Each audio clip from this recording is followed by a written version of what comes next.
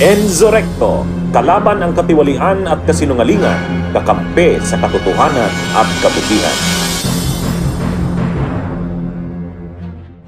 Ano yung sinasabi ko? Ano yung sinasabi ko na mas napaganda yung desisyon ng Korte Suprema? Mas naging maganda para sa atin, ha? Mas naging hindi pabor kay Sara. Alam niyo kung bakit? Ganito. Ipaliwanag ko sa inyo, mga kabunyo. Alam niyo, kung natuloy noong pagdinig sa Senado, ano? Kung natuloy sa pagdinig sa Senado, yung trial, kung nag-proceed nung panahon ni Cheese, okay, ganito ang mangyayari. Pagdating sa Senado, kung nag-trial, isusubpina, hihilingin doon sa trial sa Senado, hihilingin doon na isubpina ang bank records ni Sara. Hihilingin doon na isubpina ang ombudsman at ang AMLAC. Okay? Ganun ang mangyayari doon. Ha, mga kabunyog. Alam niyo kung bakit? Ay kasi sa ngayon, hindi pa naman nasusubpina yung AMLAC. Hindi pa naman nasusubpina ang ombudsman. Wala pa. Pero tandaan natin na nung nakaraang impeachment ni Sara, lagi ko itong pinapaliwanag sa aking mga talakayan. Dalawa ang mode, paraan ng impeachment. Ang una, yung fast track mode. Ang fast track mode, yung kapag mayroon ng 1/3 or more ng mga kongresista ang suportado na ang impeachment, hindi na kailangan ng mga hearing-hearing. Fast track na. Yan yung ginamit noong February 5, 2025. 260 ng kongresista ang nakapirma. Bakit ka pa mag-hearing? Kumbinsido na ang buong kongreso halos na talagang kailangan i-impeach. So dadalhin na ngayon sa Senado. Doon na sa Senado ang trial. Yan yung wala nang hearing sa Justice Committee, wala. Yan yung fast track mode. Ang slow mode, ibig sabihin mabagal, itong ginagawa ngayon. Final yung impeachment complaint, dinala sa Justice Committee, i-determine ng Justice Committee kung sufficient inform in substance, maghihiring parang mini trial, magkakaroon ng sufficiency in kumbaga probable cause, dadalhin sa plenary, magbubutuhan ng plenary kung makukuha ng 1/3. Pag nakakuha ng 1/3, dadalhin sa Senate. Yan yung mahabang mode. Mahaba. May hearing pa sa Justice Committee. Tapos saka pupunta sa plenary, 1/3. Ngayon, alin yung ginamit nung nakaraang February? Yung fast track mode. Pero tandaan natin, sa fast track mode, yung mabilis, wala pang records ng galing sa AMLAC, wala pa. Wala ring galing sa ombudsman, wala pa. Wala. So, doon na sana yan isusubpina sa Senado. Ibig sabihin, hihilingin sana sa Senate na ilabas yun. Parang katulad nung kay ERAP. Sinubpina, bubuksan ba yung envelope o hindi? Yan, di ba? Yung kay ERAP, di ba? Bubuksan, sinubpina yung envelope, sinubpina yon.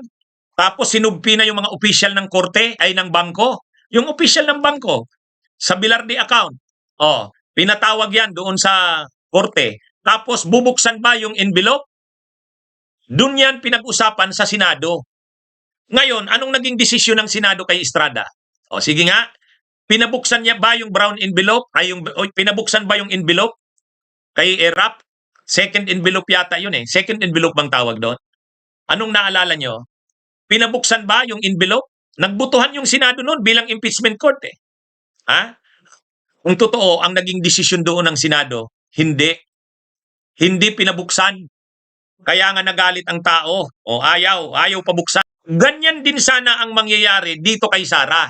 Kung nakarating doon sa Senado nung panahon ni Cheese, tapos magmo-motion ang prosecution na isubpina yung mga bank records ni Sara, tanong ko sa inyo, kung natuloy yung impeachment nung February sa panahon ni Cheese, tapos yung prosecution ay nag-motion na isubpina yung AMLAC, isubpina yung mga bank records, pag nagbutuhan yung mga senador noon, si Cheese ang nagpe-preside, sila Joel Villanueva, sila Jinggoy, ano sa tingin nyo ang mananalo? Papayagan ba nilang isubpina yung mga bank records?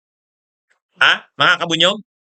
Parang lang to, balikan lang natin. Kung natuloy yung impeachment ni Sara noon, tapos magmo-motion yung mga prosecution, pabubuksan ba? Isusubpina ba yung mga bank records ni Sara? Papayag yung Senado o hindi?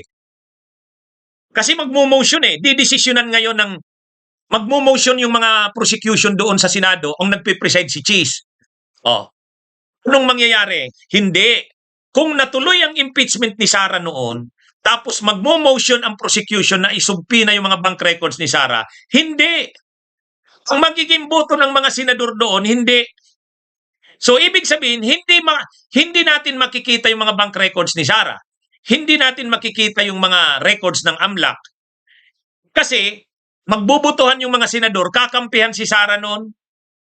Di ba? So, kumbaga, sa isang banda, kung nakarating sa Senado noon at nag-preside, si Chis Escudero, haharangin nila yon. Hindi nila pabubuksan ang mga bank records ni Sara. Pero ngayon, okay, dito tayo sa House. Sa tingin nyo, itong motion na pabuksan, isumpina yung mga bank records ni Sara, papayagan ba ng mga kongresista yun o hindi? Ngayon na, sa House, dito sa Justice Committee, isusumpina ba ng House? Lalabas ba ang sumpina ngayon? Ngayon, dito sa House, dumadaan na tayo ngayon sa itong fast, slow mode. Ibig sabihin, mahabang proseso. Pero dito, mayroon ng motion na isumpina. Lulusot ba yan? Yang motion na yan? Sigurado yan. Dito pa lang sa House, masusumpina na yung mga records ni Sara, yung mga bank records. Dito pa lang sa House. Kaya, pagdating sa Senado, dala-dala na yung mga bank records, hindi na kailangang isumpina. Nakuha nyo? Kumbaga, dito na ang sumpina sa House. Kaya dito sa House, lalabas na yan. Di ba mas napaganda? Di ba? Mas napaganda kasi sa House pa lang, lalabas na. Pag lumabas dito sa House, pag submit mo ngayon sa Senado, dala-dala na yun, naka-attach na. Di ba? Hindi na didesisyonan ng Senado. Bakit hindi na didesisyonan ng Senado? Ay naisumpina na maia-attach na yan sa records ng kaso. Mas napaganda ngayon. Di ba? Mas napaganda ngayon. Kasi kung hindi, kung dun yan sa Senado, ay mahabang debate yan. Hindi nila papayagang isumpina ang bank records ni Sara. Samantalang dito sa Kamara, sa tingin nyo, magbubutuhan ang mga kongresista dito sa Justice Committee. Isusumpina ba yan? Yes. Isusumpina yan. Ngayon, pag sinumpina yan, lumabas na yung mga records ni Sara. Kapag dinala sa Senado, naka-attach na. Di ba? Kumbaga karma, kala mo naging pabor sa'yo yung desisyon ng Korte Suprema. Sige. Kumbaga, ang mangyayari ngayon, yung Kamara, idadaan na nila, isusumpina na yan, kukumplituhin na yung mga records. Di ba? Parang mas napaganda. So, mas napaganda, Di ba? So, yun ang sinasabi ko. Parang sa isang banda rin, mas napaganda kasi nandyan na. Bunyog, bunyog, halikan na kasama ka. Bunyog, kapag buklod ay may pag-asa. Luzon, Visayas, Mindanao, isa ang pananaw. Sa bagong Pilipinas ang bunyog isisigaw. Bunyog